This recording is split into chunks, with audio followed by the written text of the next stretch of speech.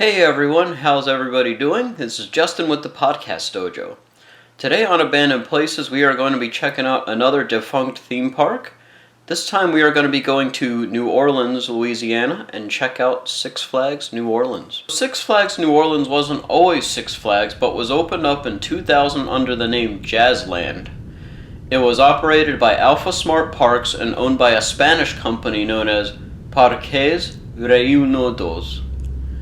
There were many roller coasters, a log flume, a splashwater falls ride, spinning rides, and a merry-go-round.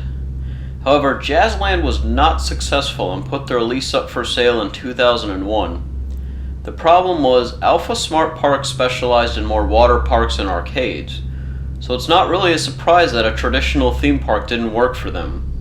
In March of 2002, Six Flags purchased the park, although they kept the name Jazzland until early 2003. So once it officially became Six Flags New Orleans, major upgrades were done to the park. There were more shaded areas, a new flat spinning ride, and a new roller coaster. A B&M inverted roller coaster called the Batman was brought over from Thrill Valley, Japan, and the Jester was a looping roller coaster purchased from Six Flags Fiesta, Texas. There was even going to be a water park added, but that was when Hurricane Katrina struck. For those of you who may be too young to remember Hurricane Katrina, it was 11 years ago after all. Hurricane Katrina was a Category 5 hurricane and is currently the third most intense tropical storm to hit the United States. It took the lives of 1,245 people and did about $108 billion in damage. But enough with the weather report, back to Six Flags. So the park was going to open as usual on August 27th, 2005, but was closed for the storm. The last official day the park was running was August 21st, 2005. After the storm, there was so much flooding that the park was as deep as 7 feet underwater. The drainage pipe stopped working because it was so overwhelmed with water, and there was a mix of seawater and rainwater that submerged the park for over a month. Due to the wind and water damage, the park was forced to close with no plans to reopen. The Batman roller coaster, due to its elevated station platform, was mostly okay. It was moved to Six Flags Fiesta, Texas, and renamed Goliath. Bayou Blaster and Sonic Slam were sent to Great Escape and Quisenberry, New York, and they were refurbished and reopened under the name Sasquatch. The Roadrunner was taken to Six Flags Magic Mountain in Valencia, California, and was reopened under the same name. Six Flags had counted their losses and said it was just going to cost way too much to rebuild the park.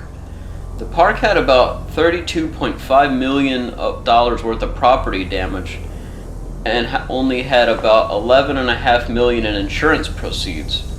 The mayor of New Orleans at the time, Ray Nagin, told Six Flags that they had to stick to their 75-year contract. In January 2007, Six Flags had officially revealed that they were suing the insurers for the remaining $175 million coverage. As of today, the park still sits there abandoned, but as of 2014, it was stated that Jazzland would redevelop the park, adding new rides and making it look like a whole new park. The DC area will now be a concert area, and there will be a hotel resort named Sportsman Paradise Resort. Building should start in 2017 and the park should reopen in 2018. A cool little fact for you guys, some movies have been filmed in the abandoned park. Killer Joe was filmed using the wooden roller coaster Mega Zeph. Stolen, which used the Main Street Square, and Jurassic World used the parking lot as a location for Jurassic World Park. As for my what if scenario, let's say Hurricane Katrina never happened, or at least didn't hit New Orleans. I do think the park would eventually go to the wayside.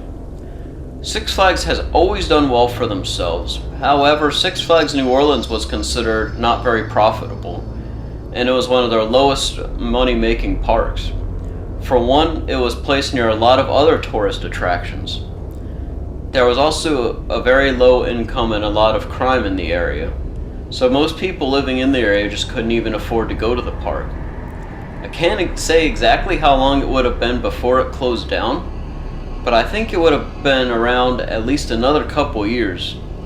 Let's just hope for their sake that Jazzland does better. I've mentioned in another video that I would like to visit some of these abandoned locations. However, for this one I don't think it's a good idea. It's heavily secured and you will be prosecuted if you enter. And if you somehow manage to get past security, well, there are a lot of alligators around the park and in the remains of the water attractions. Thank you so much for watching, guys. Be sure to leave a rating, a comment, and subscribe, and share this with your friends if you enjoyed it. So I'm curious, did anyone ever go to the park when it was either Six Flags New Orleans or Jazzland? Were any of you living in New Orleans when Hurricane Katrina happened? Make sure to share your story down below, and I will definitely respond to you.